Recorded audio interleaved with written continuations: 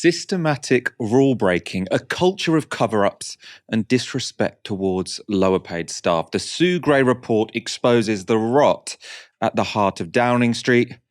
Boris Johnson still thinks it's all somebody else's problem.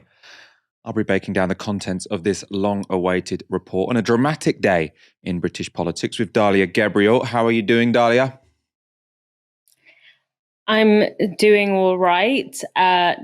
Slightly worse off when I've heard some of the contents of this report, which we're going to talk about a little bit later today. But yeah, I'm all right. I'm in a little countryside getaway at the moment, which is nice. I was thinking your background looked particularly nice today. We're not going to talk about the report later, but we're getting straight into the report. The report is, actually dominating most of the show tonight. We're also going to talk about a Laura Kuenssberg documentary yesterday on Partygate and some of the testimony that she heard from people who are, speaking anonymously. They've got actors speaking their voices. It all looks a bit sort of like an investigation into a terrorist sect, but that's what British politics has become now.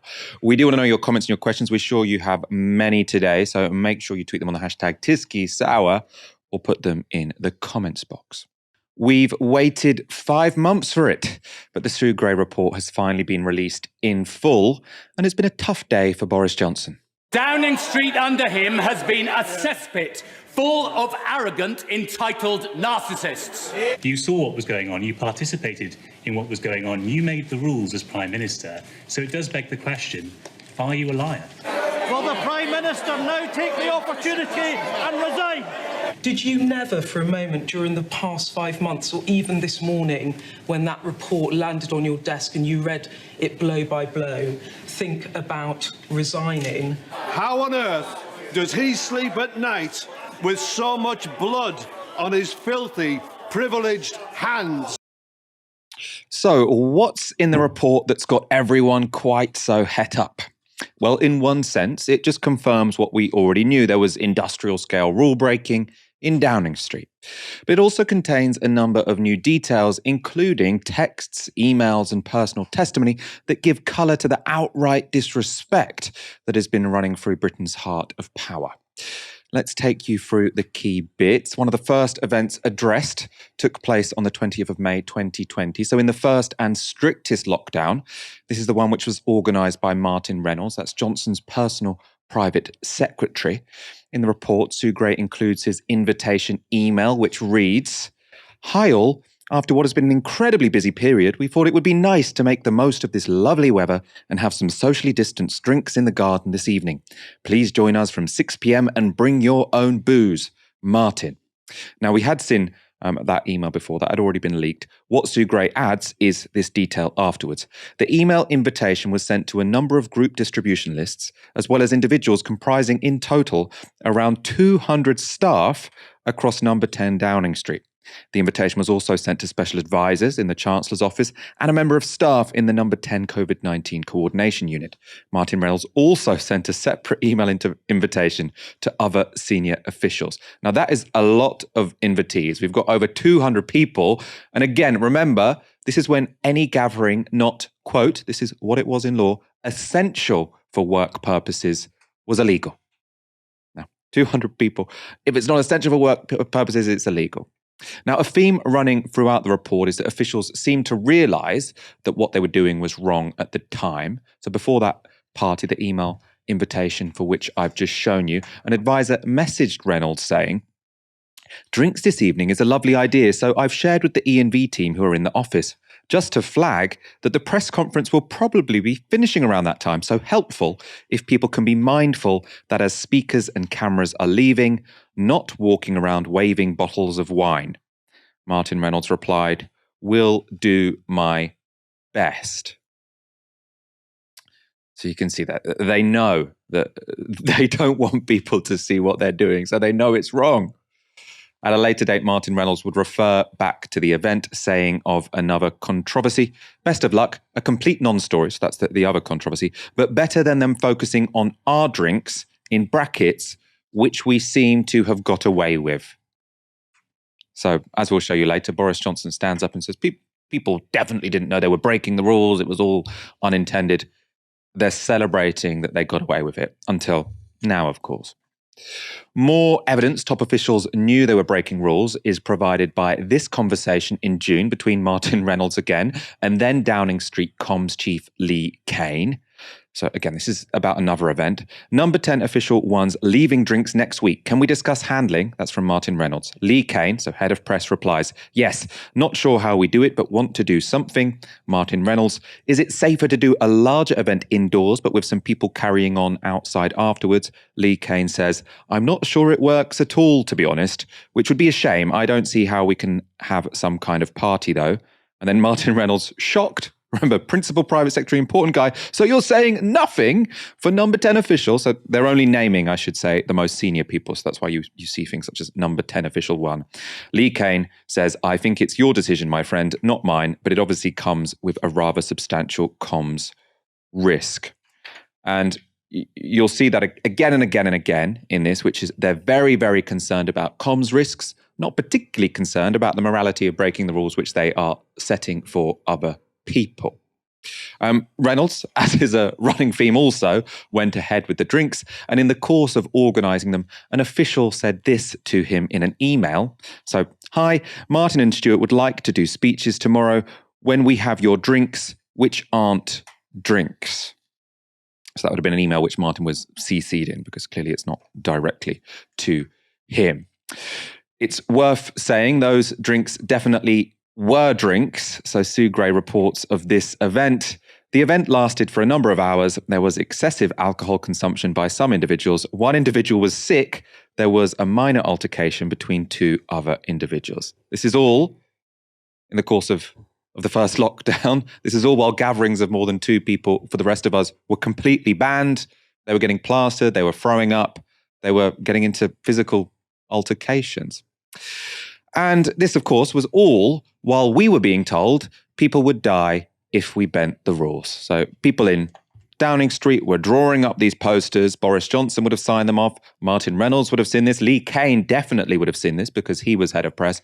And they all knew that these parties were going on where people were getting so pissed they threw up and got into altercations with their colleagues, all while knowing they wanted to hide this from the press because they knew it was wrong.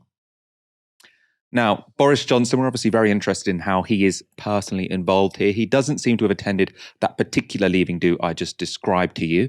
One he did attend, though, was for Lee Kane. That took place in November 2020, when indoor gatherings were once again banned unless necessary for work purposes. And the reason we know Boris Johnson was at this one is because there are photographs. They were printed in the Sue Gray report, and we can get some of them up here. As again, people are blurred out apart from the most senior officials, so we don't know exactly who's there, but we can see Boris Johnson with booze in hand, empty bottles of wine strewn across the table, and heavy drinking, it is worth noting, is another running theme in this report, and it seems to have been incredibly common in Downing Street. You might remember this quiz from December 2020 of that, so you've all seen that picture, of that event, Sue Gray reports. Some staff drank alcohol. A number 10 official sent a message on internal number 10 systems referring to drunkenness and advising staff to leave number 10 via the back exit. The number 10 official informed the investigation team that they did this in order to avoid staff being photographed by the press outside.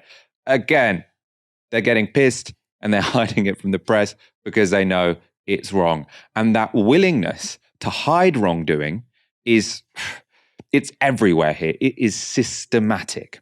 Now, Gray writes on December the 3rd that an email was sent to the Downing Street press office inviting them to a wine and cheese evening. This is one of the bits of the report that stands out to me most. 2 weeks later, that invitation was reissued, only now, instead of a wine and cheese evening, the title was changed to End of Year Meeting with Wine and Cheese. Now, that is incredibly on the nose. They know what to call these events and what not to call them.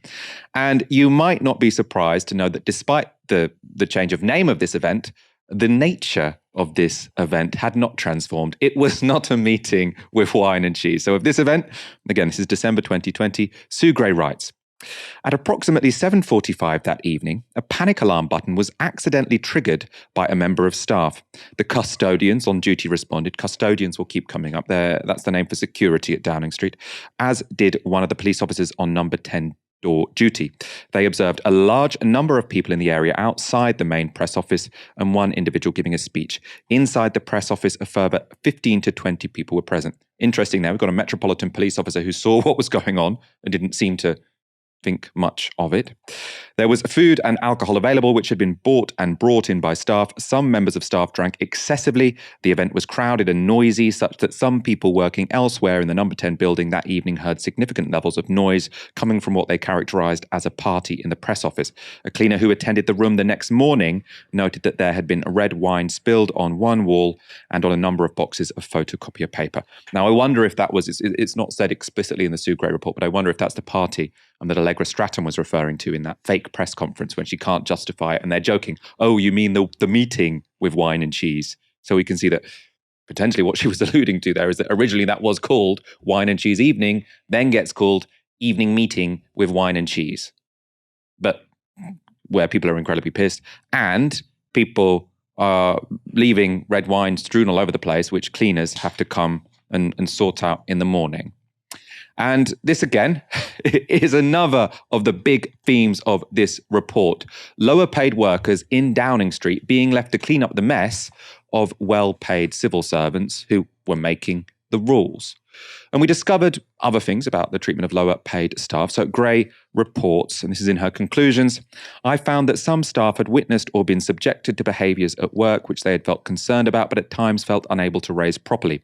I was made aware of multiple examples of a lack of respect and poor treatment of security and cleaning staff. She says this was unacceptable, as is obvious to anyone remotely normal.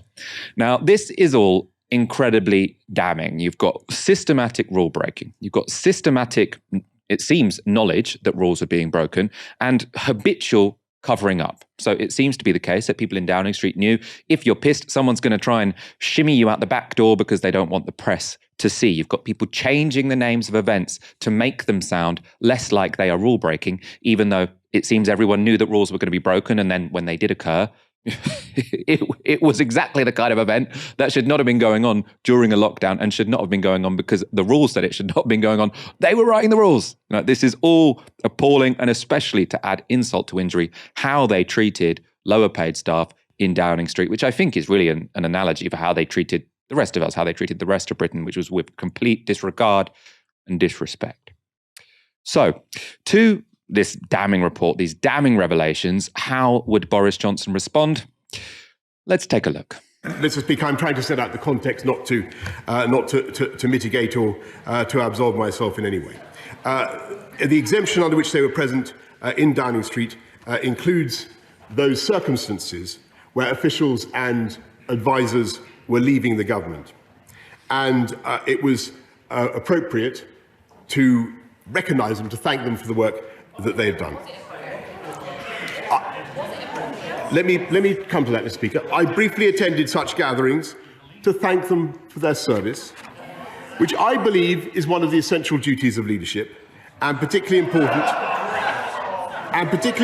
when people need to feel that their contributions have been appreciated and to keep morale as high as possible.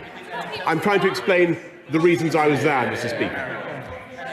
And it's clear from what Sue Gray has had to say that some of these gatherings then went on far longer than was necessary. And they were clearly in breach of the rules, and they fell foul of the rules.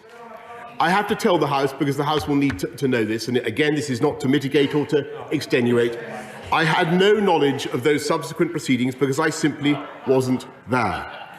And I have been as surprised and disappointed as anyone else in this House as the revelations have unfolded. And frankly, Mr. Speaker, I have been appalled by some of the behaviour, particularly in the treatment of the security and the cleaning staff. And I would like to apologise to those members of staff. And I expect anyone who behaved in that way to apologise to them as well. And I'm happy to set on the record now that when I came to this House and said in all sincerity that the rules and guidance had been followed at all times, it was what I believed to be true. It was certainly the case when I was present at gatherings to wish staff farewell, and the House will note that my attendance at these moments, brief as it was, has not been found to be outside the rules. But clearly this was not the case for some of those gatherings after I had left, and at other gatherings when I was not even in the building. So he's surprised, he's shocked, and he's appalled that all these things were going on in his office, which by all accounts he tacitly approved. We're going to look at some of the testimony given to Laura Kuenssberg on that front in a moment. But I think you can see if this was so systematic, he clearly knew, and he was at many of these events. And I'm not sure why he suggests they only became illegal after he left them, because I've talked to you about what happened on the 20th of May. You had that garden party, up to over 200 people, in fact, invited by Boris Johnson's principal private secretary, clearly against the law. He's there for half an hour. I can't see how it only became illegal after he left, because it was clearly illegal from the moment that was organized. From the moment that began, that was illegal at that point in time. Now he's saying, oh, I've been cleared of this, et cetera, et cetera. He hasn't been cleared by the Sue Gray report of it. She says specifically, it's not my job to say when when rules have been broken and when they haven't. What she does, which I think is, reasonably effective, she sort of lays out what were the rules at this time, what happened. Now, me reading that, comparing the rules at the time to what happened, it looks, especially on the 20th of May and on a number of other occasions, that Boris Johnson did break the rules. Now, why the Met didn't find that, I can't say. We've talked a lot on this show about how illogical the Metropolitan Police's approach to this investigation has been, as it is to so many investigations that they are tasked with. But that, to me, Dalia, it seems like he has not learned anything. This is nothing to do with him. This is what happened after he left. He's as shocked as the rest of us. He hasn't really changed his tune one iota since this whole controversy started in December. Yeah, he's clearly not shocked and appalled. I think he is somewhat confused, or rattled at least, by the fact that what he has considered so far to be a very routine part of the political career that he and those like him can expect, that now it's something that he is struggling to wriggle out of, that he has kind of been caught red-handed in what he had thought had been, a routine part of his career, which is to essentially hold himself to a fundamentally different standard to the one that he holds everyone else to. So is he probably confused? Yes. Is he maybe annoyed? Perhaps. But appalled? No. Because according to his logic, and the logic that he has lived by his entire life, and indeed, more importantly, the logic of the part of British society that he and other members of our government are part of, according to that logic, he did nothing wrong. And it's such and when I talk about that internal logic, it really is summarized in that incredibly powerful image of Parliament cleaners who are paid £11 an hour, which is a quarter of the standard hourly salary of an MP, who put their families at risk, who put their lives on the line every day in the height of COVID, cleaning up the vomit of these drunk people. How many of those workers, I would like to know the data on how many of those workers contracted COVID, how many of them passed COVID onto their loved ones. These are people that wouldn't have had access to the same kind of all hands on deck healthcare that Boris Johnson had when he was hospitalized with COVID. And as the daughter of two healthcare workers, of two key workers who worked throughout the pandemic, every single day that they left the house was scary. It was terrifying, and it continues to be. Every day felt really unfair, but it felt like, okay, it's one thing to believe that you are having to take this risk, or the people that you love are having to take this risk because people need their food or their groceries delivered, or because people need healthcare, or because people need to have medication delivered. It's one thing to you can suck it up for that kind of reason. But the idea of you having to put yourself on the line and your loved ones at risk so that a group of ex-Etonians can essentially have a good old laugh about pulling one over on the public and get drunk without having to worry about cleaning up after themselves, that is unforgivable. That is truly unforgivable. And whilst I think it's really good that Sue Gray highlighted that in the report, it's important to highlight that, like, this isn't going to be solved by just making a better reporting mechanism. This isn't a bureaucratic solution. This is a fundamental power issue where members of parliament, the civil service, etc., essentially see this kind of power trip as part of their job description. The notion that they set rules for people that they have no intention of following themselves. And that's not just an issue of cleaners not reporting what they've seen. That is actually an issue with the people who hold power in that situation.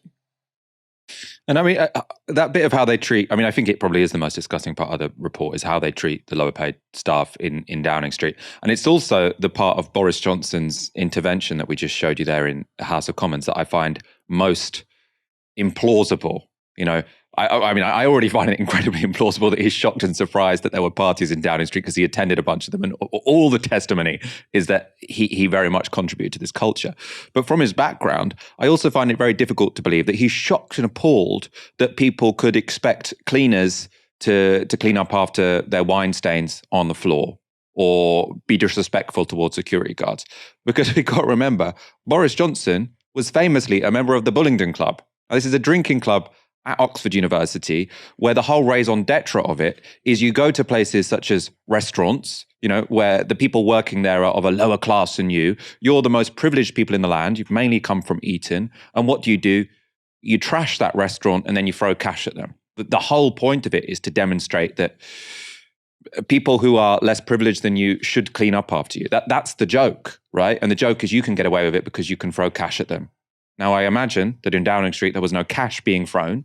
But you've got a similar class dynamic there. You've got a dynamic where you've got people who have probably been to Oxbridge or very fancy universities who are reasonably well paid, who are causing a mess, making people lower paid than them, clean up for them. Now you say, oh, these are cleaners. Their job isn't to clean up red wine spilt around photocopiers because there was an illegal party during lockdown. The custodian's job is not to tell people to stop breaking the law. It's not their job to say, oh, you really shouldn't be having a party because it's against the rules. That's not their job. Their job is to protect the security of Downing Street. So it's supposed to be from people, from outsiders. It's not to be to police the people inside there. So what you are doing is you're demanding people on lower pay than yourselves do jobs which are beyond their remit, beyond what they are paid to do, because you can't be bothered to have any responsibility for your own actions.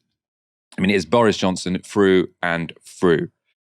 Let's go to some responses. This was Keir Starmer's response in Parliament to Boris Johnson. That report lays bare the rot that under this Prime Minister has spread in Number 10. And it provides definitive proof of how those within the building treated the sacrifices of the British people with utter contempt. When the dust settles and the anger subsides, this report will stand as a monument to the hubris and the arrogance of a government that believed it was one rule for them and another rule for everyone else. The details are stark. 5 months ago, the Prime Minister told this House all guidance was completely followed in Number 10. Yet we now know he attended events on the 17th of December. At least one of those attending has received a fine for it, deeming it illegal. We know that on the 18th of December, an event was held in which staff drank excessively, which others in the building described as a party, and that cleaners were left to mop up the red wine the next day.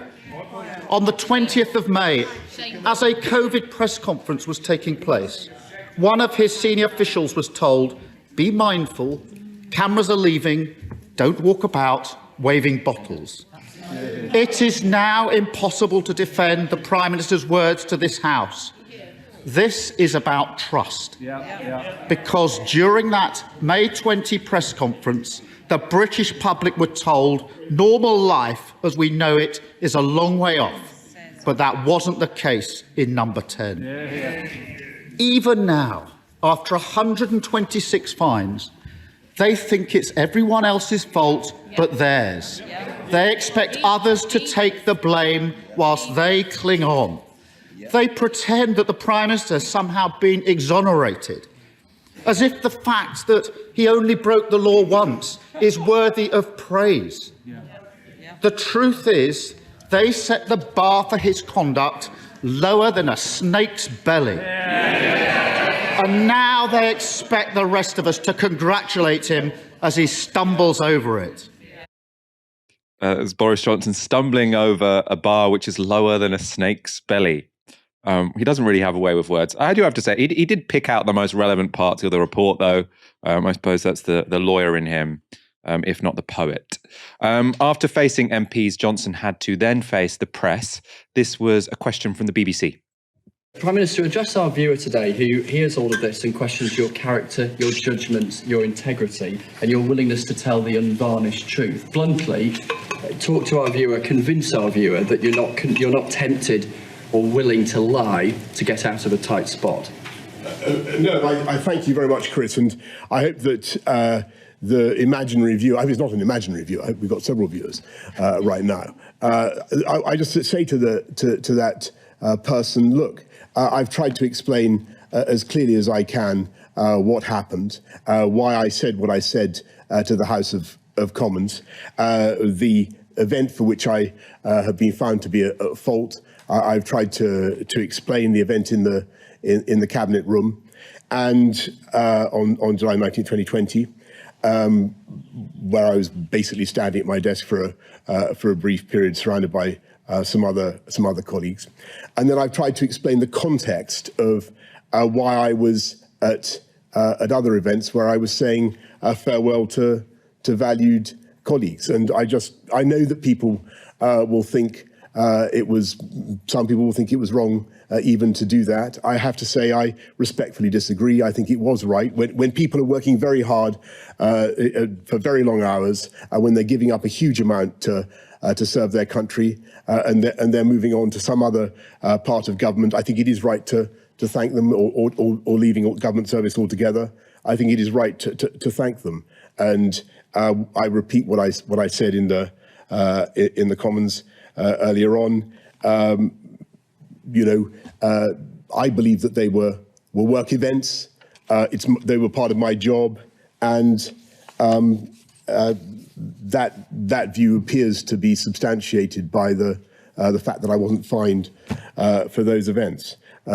For the rest, I just want to say, I appreciate that things didn't go in the way that I would have wanted. The events proceeded afterwards in the way that I certainly wouldn't have wanted to see. What happened with the custodians was plainly, and the cleaners was plainly, utterly unacceptable. And I apologise for that, as I've apologised to them personally. Again, what proceeded after my involvement was very unfortunate, nothing to do with me. This is what he says is taking responsibility. And that line, attending a leaving do for valued colleagues when they leave is just what any good boss would do. And I find it really offensive because it reminds me of another thing Boris Johnson stood up and said in a similar situation, which was after Dominic Cummings took that obviously lockdown rule-breaking drive to Durham. And when Boris Johnson came out and said, no, Dominic Cummings doesn't have to resign, he hasn't done anything wrong, what he said was, this is what any good father would do. And you can, everyone else watching this thinking, well, I'm a father and I was told that I'm not allowed to do these things. I was following the rules. I was trying to save lives. Now you're calling me a schmuck because I followed the rules to the letter. And it's the same thing here. If you didn't attend a leaving party for one of your colleagues or for one of your employees because you thought that would be against the rules, and therefore you looked at those posters which said if you bend the rules, you're going to kill someone. If you followed those rules, you're a schmuck. You're not a good leader. You failed as a good boss because you followed, well, I'm not even going to say what you thought the rules. You followed the actual rules. Boris Johnson followed what he thought were the rules, which weren't the rules. It's really, really gaslighty. And I do think it is quite offensive because you're essentially saying if you followed the rules, not only, should you feel silly, you should almost feel guilty because you've failed as a boss, just like, when it was Dominic Cummings who says you failed as a father. The line does seem to have gone down quite badly. Andrew Neil tweeted after that PM Johnson defends alcohol-fueled Downing Street leaving parties and his leadership duty to attend them. It's a new line and new nonsense. I left the BBC after 25 years during lockdown. There was never any question of a leaving party. We all knew it would be against the rules. Do let us know in the comments, did you leave a job during one of the lockdowns, and did you have a leaving party? If you did, you can do it anonymously. If you didn't, feel free to use your real name. I'm sure you didn't know because, as we've been saying, Boris Johnson, clearly what he did was not within the letter or the spirit of the rules. Dalia, what do you make of that excuse? I think we're going to hear it a lot over the next few days. I mean, of course, it's completely laughable. Like, if you want to thank someone who's moving on, I don't know, send them an email, or if you want to be super personal about it, give them a call. Like, it's not hard. People literally, we're talking about, someone, left their job, and as a good leader, I felt that I should go and basically be part of a leaving party with them. Well, first of all, being a good leader is following the rules that you set. Being a good leader is setting an example to those who are under your leadership. It's not to literally be a hypocrite and to set a precedent of behavior within government that basically the rules are for the little people and we get to do whatever we like. And also, okay, your mate was leaving work or your colleague was leaving work. People miss the birth of their children. People miss the birth of their grandchildren, of their nieces, of their nephews. People miss funerals of their loved ones. So it's really not sticking as an excuse. And not to mention that key workers who couldn't work from home, and so a lot has been made by Boris Johnson of these are all people that work together, and so they were in a bubble. Well, key workers that had to go to work couldn't even eat their lunch together. They had to go into if they were a GP or a doctor, they had to go into their hospital rooms. If they worked in an office, they had to eat in their cubicle or eat in their office. So there is just no world in which at the time, if any member of the public had gathered unmasked indoors in order to celebrate someone leaving their job or to celebrate a colleague leaving their job, that they wouldn't have been fined and punished for it. And Boris Johnson at the time would have come out all guns blazing in support of that. He wouldn't have accepted an excuse like, I just felt like it was, the honourable thing to do. And basically, I just wanted to attend it, so I did, which is actually the truth here. But again, it goes back to this point that for Johnson and his colleagues, this idea that the public would ever even find out about this was almost unimaginable, to the point that he didn't even feel the need to cover their tracks. And that tells us so much about the kind of institutional protection that the government has come to expect. And that I say that not only with respect to this government, but also to governments past. We know that this is a culture that has existed, throughout history now. But I also think that it made me think as well, because obviously, as you sort of said earlier, the report doesn't tell us any kind of concrete facts that we didn't already necessarily know. What they told us, what the report has told us, is the attitude and the tone with which those things were carried out. And it's the utter confidence and the utter comfort, to the extent that they can literally joke about how they're not going to get caught. That's what really struck me. And that's what we found out in this report. It reminds me of if you cast your mind back to that Allegra Stratton press conference where she was laughing with members of the press about a wine and cheese event. The same Allegra Stratton who admonished and publicly humiliated a young single mum for living in a council flat instead of living with her mum. That double standard and that sense of living in an alternate reality, of living in the comfort of your own power, is the logic that is on display every single day under this government. And the consequences of it are the consequences that we've seen in the Sue Gray report, but the consequences of it are also the way that they have conducted themselves throughout the pandemic, the contempt for public health, the contempt for the experts, that has actually had a death toll in this country. And so we need to look at both what we found out in terms of the attitude and the culture with which this government conducts themselves, but also see this as one piece in a broader puzzle that can have much more dire and at some points tragic consequences for everyday people. Yeah, I mean, it is incredibly infuriating. I want to show you the one part of the report that I think Boris Johnson might not mind you seeing. And these are the pictures of his birthday bash. So this is what Boris Johnson and Rishi Sunak got fined for. So it clearly was, the police have decided it was against the rules. You can see Boris Johnson there and Simon Case, who was the top civil servant. Everyone else is blurred out, other than you'll see Rishi Sunak in a moment as well.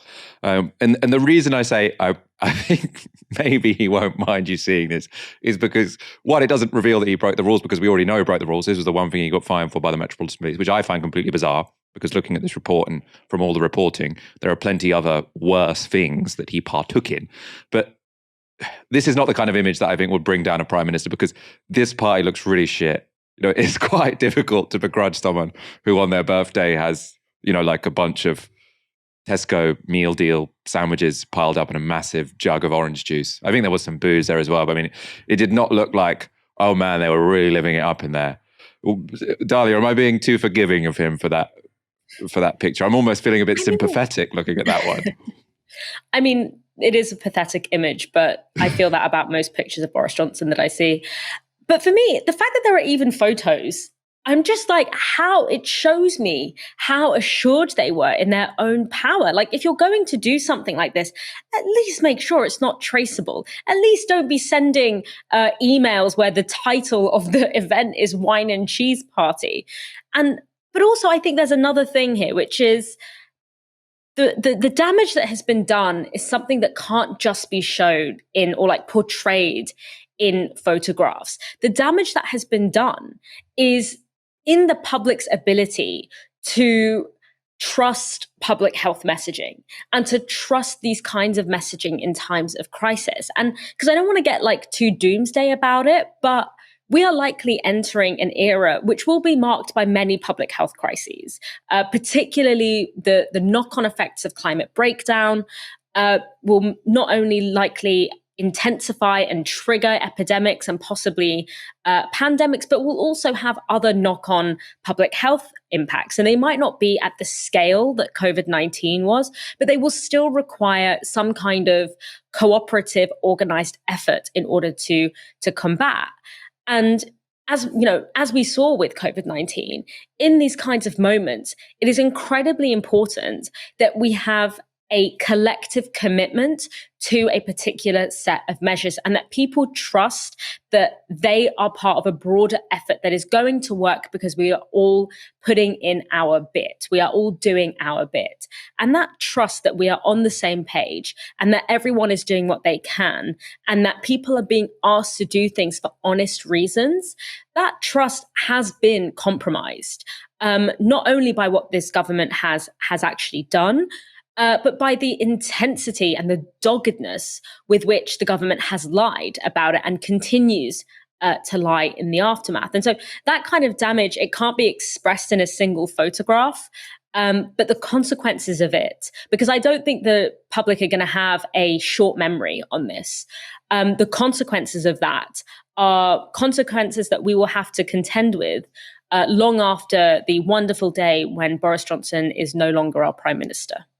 We have got more coming on the Sue Gray report. But first, as you may know, we at Novara Media are currently running a fundraiser and we're hoping to grow our supporter base to 10,000 people. As part of that, we've made a video where you can meet the Novara Media team. Here's a peek at that. Ready? I haven't spoken to people for so long. Mainstream media. Mainstream media sucks. Great. Okay. Why Novara?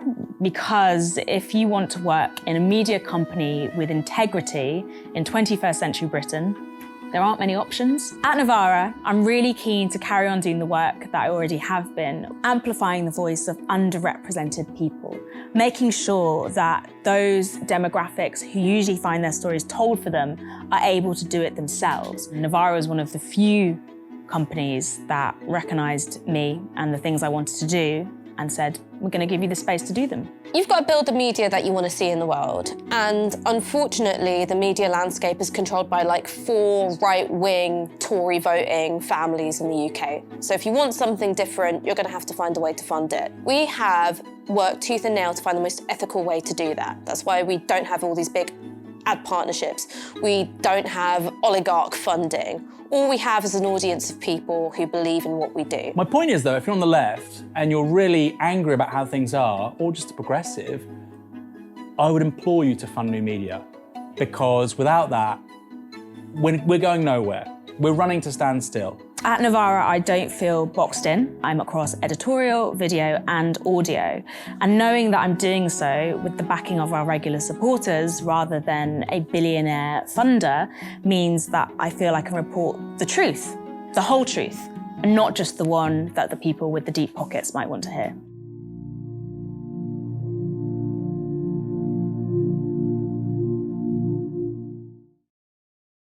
If you want to see the rest of that video, it's in the YouTube description. But more importantly, if you want to support us, that link is novaramedia.com/support, which is also in the YouTube description. So click on them both.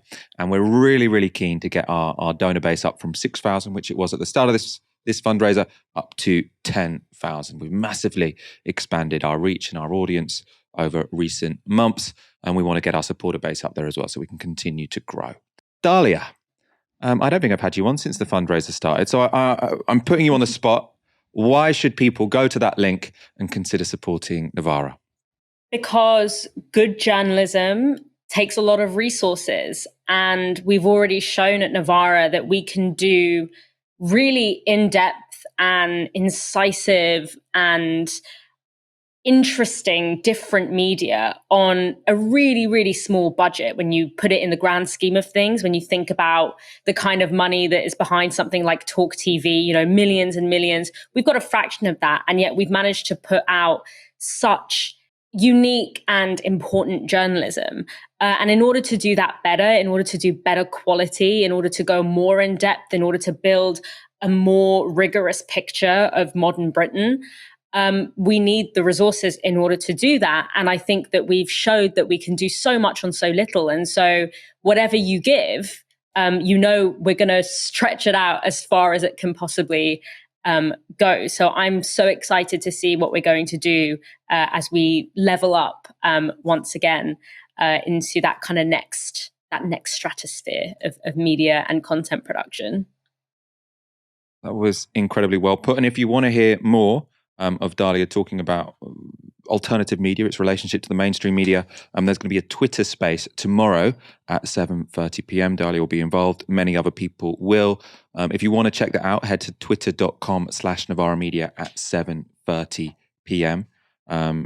Sure to be super insightful. I know there's actually lots of interesting guests turning up to that. At the centre of the Sue Gray report, there's a big gaping hole. It relates to an alleged party on the 13th of November 2020 in Johnson's Downing Street flat on the night of the departure of Dominic Cummings. According to reports of the event, it was organised by Carrie Johnson, who was celebrating Cummings being pushed out of his job. The two had been enemies for a while. And witnesses report ABBA's "The Winner Takes It All" was blaring through the corridors of 10 Downing Street. Not particularly subtle, and Prosecco is reported to have flowed. Boris Johnson, crucially, was also in attendance with his wife and multiple advisors. In short, it has all the hallmarks of a rule-breaking party at a time when indoor socialising was banned and should therefore have been a prime target of Gray's investigation. Yet this is all her report had to say about it. Following the announcement of the departure of Dominic Cummings and Lee Cain, a meeting was held in the number 10 flat from sometime after 6 to discuss the handling of their departure. 5 special advisors attended. The Prime Minister joined them at about 8 p.m. Food and alcohol were available. The discussion carried on later into the evening with attendees leaving at various points. Now, compared to Sue Gray's account of other events, this is incredibly brief. There is also no mention of Carrie Johnson, even though she was reported to be the party's instigator or the event's instigator. And there is no mention of whether The Winner Takes It All was blasted at a volume that could be heard throughout Downing Street. Now, obviously, the point of that song is it showed that this was Carrie Johnson celebrating her nemesis leaving, right? A celebration party. Now, explaining this lack of detail, Sue Gray says, the information collected on this gathering is limited as the process of obtaining evidence had only just been commenced when the Metropolitan Police announced their own investigations, which included events on the 13th of November 2020. At this point, I stopped my investigation, given the need to avoid any prejudice to the police investigation. Following the Metropolitan Police announcement on the 19th of May 2022, I considered whether or not to conduct any further investigation into this event, but concluded it was not appropriate or proportionate to do so. So this is a little odd. Unlike with the rest of the party, Sue Gray didn't even bother investigating the event. She says it wouldn't have been appropriate or proportionate to do so after the police published, well, they didn't really publish their investigation because they didn't publish anything, but after the police announced that their investigations had ended. But it's not explained why. I presume, probably, what she'd say is, well, if the police didn't think anything went wrong, then it's not for me to investigate that. But she has investigated lots of events where people have done things wrong, where the police didn't find them. And you don't have to be a Tisky Sour viewer to not have much faith in the Metropolitan Police when it comes to this particular investigation. They haven't explained at all, I was about to say in any detail, but they haven't explained at all why they did not consider that party to have broken rules. The absence of details about this party has been noted by many, and in the debate following Sue Gray's publication, Catherine West asked this. The Prime Minister said that on the 13th of November 2020, the ABBA party he attended briefly. His defence was a job interview. Can he confirm he was only in his flat and he met Henry Newman to discuss a job? And can he confirm what the other special advisers were doing? Were they part of the job interview as well? So what West was referring to there is a story that came out at the end of April. And back then, the Times reported this. Boris Johnson has claimed that he did not break the law at the ABBA party that was held in his flat because he was interviewing a close friend of his wife about a potential job at Number 10. It is said that the Prime Minister invited Henry Newman, then an advisor to Michael Gove, to join him in the Number 11 flat where he lives with his wife, Carrie Johnson, and 2 children. Now, that claim has been reported as the reason as to why the Met didn't let Johnson off. Again, that excuse doesn't give any account of why ABBA would be blaring loudly. That doesn't normally happen at a job interview, or why Prosecco would be flowing. Again, unusual for a job interview. No account has been forthcoming from Boris Johnson to answer that question. And as we've said, not from Sue Gray. Let's see what Boris Johnson said specifically to that question we just showed you from Catherine West. Mr. Speaker, that evening was extensively investigated to the best of my knowledge, and I don't believe I can improve on what Sue Gray has had to say. Have some ambition. You can't improve on what Sue Gray had to say. She didn't even bother investigating this event. You're supposed to be a journalist. So someone's written down, I don't know anything about this event, but to be honest, I didn't investigate it because it didn't seem appropriate. And then he says, oh, look at the Sue Gray report. I think she's done as good an investigation anyone could do into this, so I will not add to it. This is an unanswered question. One would presume he has more to say than that. He should have more to say than that. And he was asked again about it. So later on in Johnson's press conference, the Mirror's Pippa Crerar went in with a forensic question of her own. Prime Minister, you say that Sue Gray, that no individual gathering was swept under the carpet by Sue Gray, but there was one very striking omission, which was the gathering in your flat on November 13th, 2020, which she started investigating and then says in her report that she paused when the police started looking at it and then concluded after the police closed their investigation that she wasn't going to carry on that investigation. So in the absence of any other explanation, what were you, your wife and 5 aides doing for several hours with alcohol and snacks in your flat that evening? Yeah. Specifically, did you or any of your senior political team see her report before this morning and either have any role in editing it or requesting the removal of any facts about gatherings in Downing No, Street? The first I saw the report and read it in its entirety was at, and to the best of my knowledge, the first time any of my team saw it was at when we got it at 10 o'clock, I think shortly after 10 o'clock this morning. That's an interesting answer. He's careful to say that the first time he read the report in its entirety was this morning. It doesn't preclude him having read parts of it, and we do know that he called a meeting with Sue Gray and encouraged her not to publish it. He said, well, given the police investigation has happened, why don't you just not publish it?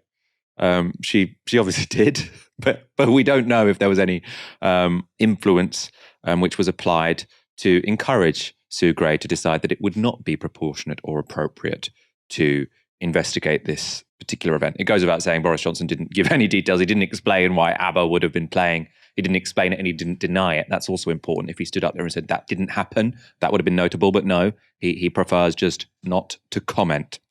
And it's not just us who think this looks a little bit like a cover-up. You probably won't be surprised that Dominic Cummings has been fairly noisy today on Twitter. He has said, so, Sue Gray inquiry into ABBA party stopped because police starting. Cops don't investigate. Sue Gray says disproportionate to investigate now. None of those who saw or heard the party were interviewed. And then he says, hashtag how bad cover-ups work, hashtag crime week, and then a meme, move along, nothing to see here. An interesting sort of bit of new information there. Cummings is claiming that none of the witnesses to the ABBA bash were even interviewed. Dalia, does this smell a little bit fishy to you? God, Regina Cummings strikes again with his boomer memes. I mean, it's certainly an odd omission, because the Gray report and an investigation by the Met Police, they're not the same thing. They're not trying to find out the same things. The police are supposed to try to find out, and obviously there are questions about how good a job they did of this, but they are meant to try to find out if there are things that can be prosecuted as criminal acts. Whereas the Sue Gray report is about investigating whether or not activities took place that are not appropriate or that were not appropriate for a government to undertake in the middle of a pandemic. That might include some criminal acts, but it's not just limited to that. So it can mean a bunch of other things. And so these are still things that the public absolutely have a right to know, given the crisis of confidence that now exists in the government. And it was absolutely within the remit of Sue Gray to investigate, and she should have investigated them. The omission is a curious one, especially when you not only consider the lack of trust, let's at least to put it nicely, in the Met Police's integrity in reporting and in investigating on this. The fact that they seem very cagey about even investigating, a caginess that I wish they showed more of that caginess when they were deciding to strip search girls at school. But also the fact that the Sue Gray report took so long to come out. It suggests that what we're seeing here is not the full picture, that it is a pale imitation of the full picture, one that has gone through, if not an extensive process of editing, has at least gone through a process of negotiation and bargaining about what exactly the report covers. Obviously, that's all speculation. We don't actually know what has happened behind closed doors. But even that very precise use of language that Boris Johnson used, where he said, I didn't read, as you mentioned, I didn't read the report in its entirety until 10 a.m. on whatever day. As you said, that not only doesn't preclude the fact that he might have read parts, but it also doesn't preclude the idea that his team or he himself did not attempt to, and let alone successfully attempt to influence the remit and the depth of that report. So yeah, between all of those different factors, it certainly doesn't give confidence in the process as a whole. It's important to note, I mean, the report is incredibly damning of what happened in Downing Street. But compared to some of the other reportage we've seen, Boris Johnson isn't mentioned that much, right?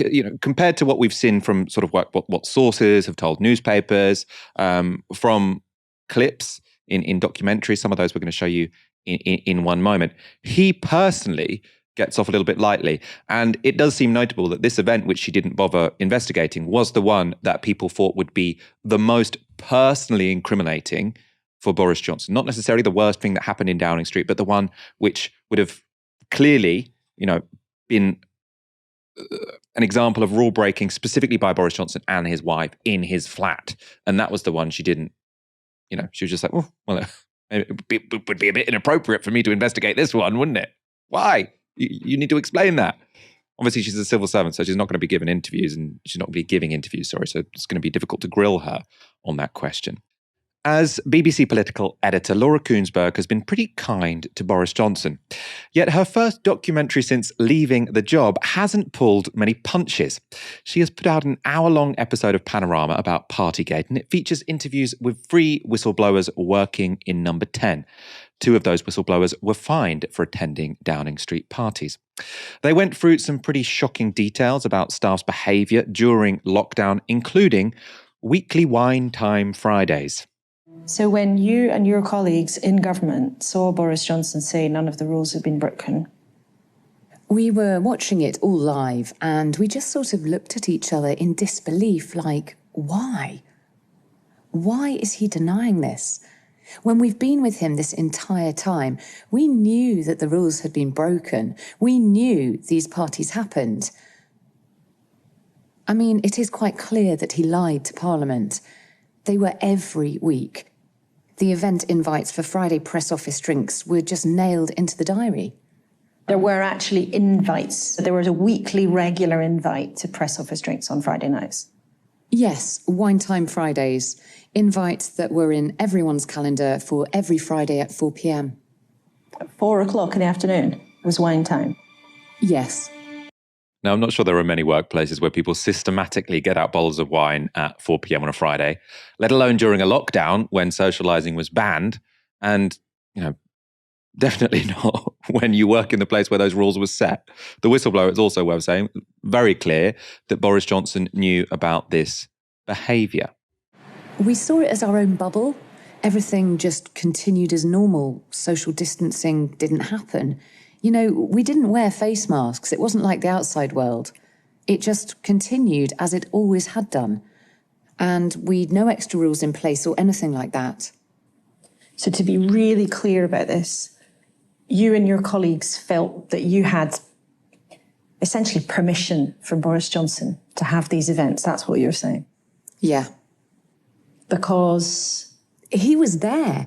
He may have just been popping through on the way to his flat because that's what would happen.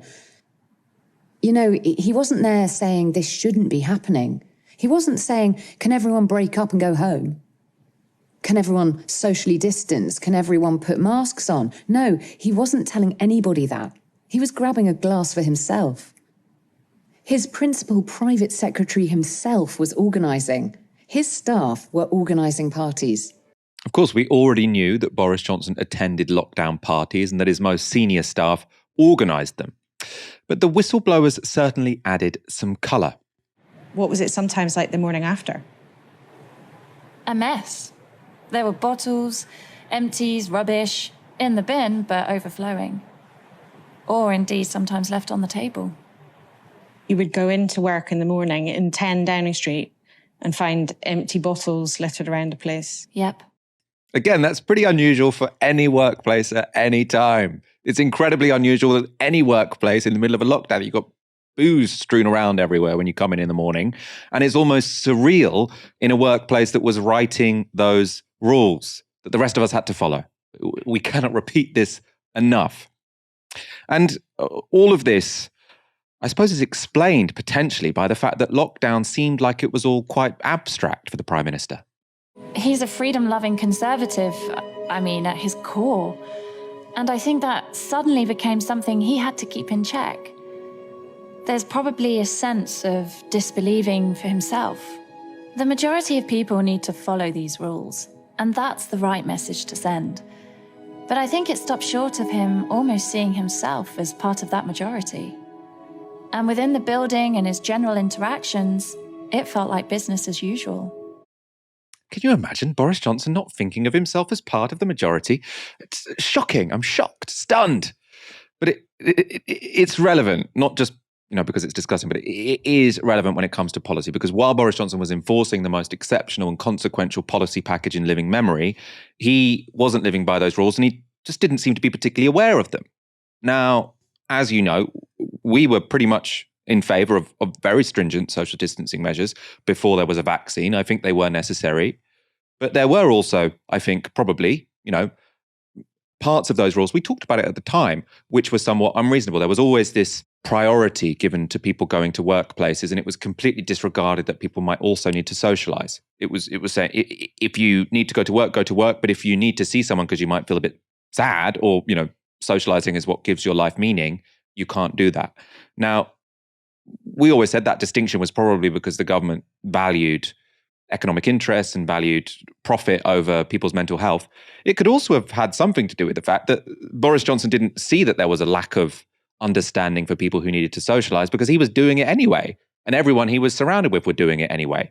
So he didn't understand the loneliness that lockdown imposed, however necessary the overall policy was, because it was completely alien to him. This was just a rule that, his advisors had written down, he'd signed off, and he didn't really want to think about that much because maybe it made him a little bit uncomfortable. That's not how laws should be written up, especially when they are as consequential and as invasive as lockdown was. And obviously, invasive policies can be necessary, but they should be taken seriously, and they're only taken seriously if they're followed by the people writing them. We're going to show you one more clip from that documentary, which was perhaps the most disgusting. This is what happened when a custodian, so that's the name of a number 10 security guard, tried to stop a lockdown party in full flow. I remember when a custodian tried to stop it all, and he was just shaking his head in this party, being like, this shouldn't be happening. People laughed at him. People made fun of him because he was so worked up that this party was happening and it shouldn't be happening. What does it take, though, for you to be sitting here and saying that as an employee of the government? I mean, why are you speaking out? Look, I believe in transparency. I think the public should know what's been going on. Dalia, can I get your comments on those clips we've just shown? A few things sort of really jump out at me. The first one is, again, something that we always knew, but to kind of hear it coming from someone who is in the eye of it, really confirms some of your worst suspicions, which is this idea that the COVID policies, and I would actually say policy as a whole, policies in general for the Conservative government, are abstract. They see themselves as part of a bubble. And I think that was the word that person used, the interviewee used, that as part of a bubble where the pain and the restriction and the pressure of the outside world doesn't exist. And that is the continuing theme throughout this government. It's the case for COVID, but also when we see some of the most cruel policies enacted by this government. Not the thing that comes to mind is when the government refused to give people 20 quid a week more in universal credit in order to help the pandemic, in case someone had the audacity to enjoy that 20 quid a little bit too much. That kind of attitude of there is no bottom to the cruelty that everyone else has to experience outside of Parliament and outside of government because they are so protected from that. It really adds up to them. The policies that they enact, the things that they write down are abstract to them because for them and the people that they love, the people that they consider part of their community, policies like austerity cuts, things like the Nationality and Borders Bill, these are not things that are going to affect them. They are abstract to them.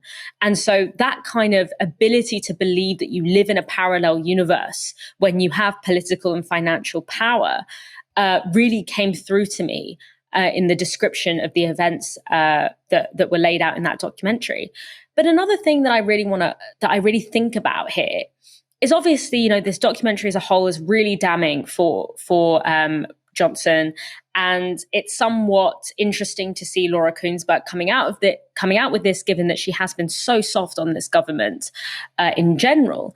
And I just find it incredibly hard to believe that Laura Kuenssberg had no idea that these parties were happening at the time, or that rules were being systematically broken at the time. And I say that again to go back to the Allegra Stratton press conference, where you had Allegra Stratton laughing with members of the press about these parties having taken place, as if it was kind of an open secret.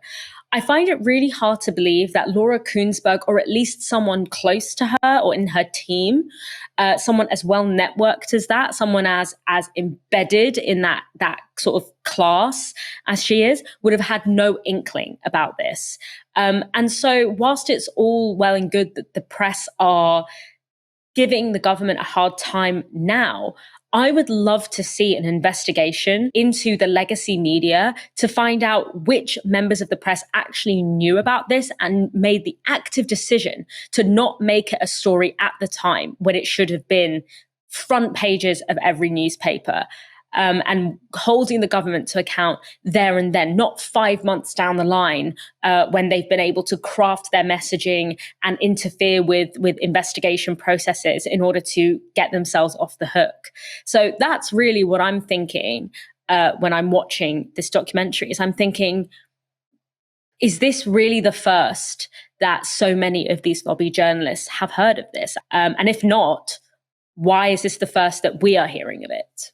The Allegra Stratton press conference was a fake press conference. So I'm not sure there were actual members of the press there, although actually a lot of the advice ended up to just go work for the press because it's the revolving door. So James Slack, who was working in Number 10, now works at The Sun. So there would have been an enormous crossover. And I'm sure that loads of lobby journalists, how many people have been fined? We don't know exactly how many people, but there were 126 fines that were, given out. There are many, many, many people who were aware that this was going on. I find it incredibly, incredibly difficult to believe that these journalists didn't, right? In what you would say about some of them is in their defense, you can't just say what you're suspicious of. You need to have some concrete proof if you're going to publish. But, I imagine if you went through some of their WhatsApp messages, you could probably find the proof that you needed. But again, this is speculation. And we're going to end the show by talking less about the contents of the report, but what could be its consequences. Now, I think we've sort of explained how outrageous the contents are, and I think most of the public, essentially agree with that. The people who matter in the very short term, so in the immediate term, who can bring down Boris Johnson, are only Conservative MPs. We're not going to spend too long talking about them, but just go through some developments today. So there was this afternoon a meeting of the 1922 committee. That's the committee of Tory backbench MPs. Of that, Tom Harwood tweeted, so reasonably well connected in the Conservative Party, Boris Johnson was so sorrowful at the 1922 committee that Tory MP Caroline Johnson told him to stop being so apologetic and get on with the job. Now, unless he came out with some completely different lines to those which he did publicly, I don't know what she was talking about, because all I heard from Boris Johnson was, I think it's unfortunate that other people did something bad when I wasn't there. Now, that doesn't count as an apology to me. I don't know. I don't know what Caroline Johnson considers to be an apology. Tom Harwood also tweets, overall, the PM struck a solemn tone, much like he did in Parliament and at the presser. We got things wrong. I got things wrong. Went on to say, need to be continuing to pound down the track. I don't think we can afford to spend a second longer on this. Well, obviously you don't think you can afford to spend a second longer on this. But the point is, you're not going to be able to move on from this because it's incredibly outrageous. And also you lied so much.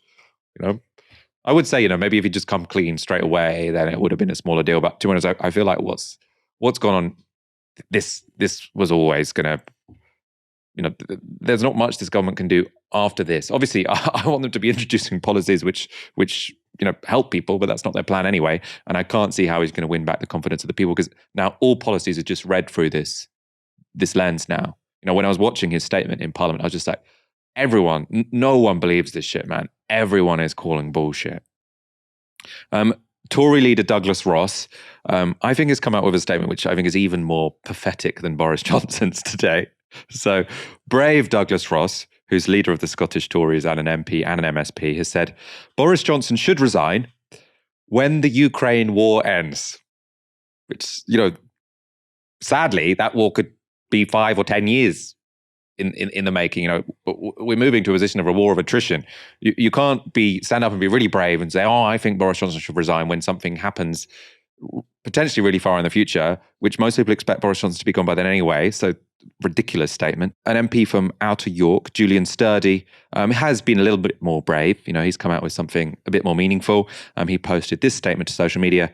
The Sue Gray report clearly shows that the Prime Minister has presided over a widespread culture of disregard for coronavirus regulations. Furthermore, questions are now being raised about whether the Prime Minister misled Parliament when asked about these events. They're not now being raised. They were raised ages ago. But whatever. While I thought it important to wait for the conclusions of the Metropolitan Police investigation and the publication of the Sue Gray report, I am now unable to give the Prime Minister the benefit of the doubt and feel it is now in the public interest for him to resign. Someone get this man some newspaper subscriptions, because he clearly, you know, has not been reading enough. Every conclusion he came to there, he should have come to about 4 months ago. But talking about low bars, at least it was braver than Douglas Ross. Dalia, thank you for joining me this evening. Thanks for having me, Michael. It has been a pleasure. Massive show this evening. Thank you all for joining us for it. We'll be back on Friday at 7 p.m. You've been watching Tysky Sour on Novara Media. Good night.